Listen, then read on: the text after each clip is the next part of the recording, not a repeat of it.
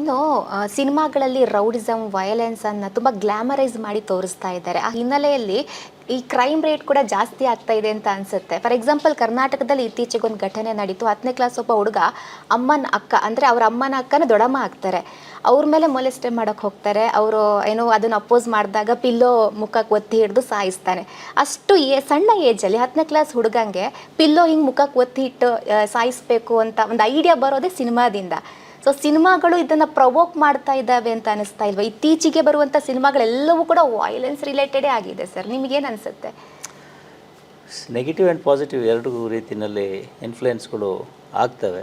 ಈಗ ಜನ ಏನು ನೋಡಿದರೆ ಅದನ್ನೇ ಅವರು ತೋರಿಸ್ತಾರೆ. ಸೊ ಆ ದೃಷ್ಟಿಯಿಂದ ನೋಡಿದ್ರೆ ಈವನ್ ಜನರು ಕೂಡ ಅದರ ಹತ್ರ ವಾಳ್ತಾ ಇದ್ದಾರೆ ಅಂತಕ್ಕಂಥ ಒಂದು ಭಾವನೆ ಕೂಡ ಬರ್ತದೆ. ಆದರೆ ಸ್ವಲ್ಪ ಜವಾಬ್ದಾರಿಯುತವಾಗಿ ಈ ಎಲ್ಲ ರಂಗದವರು ಕೂಡ ಕೆಲಸ ಮಾಡಬೇಕಾಗುತ್ತೆ.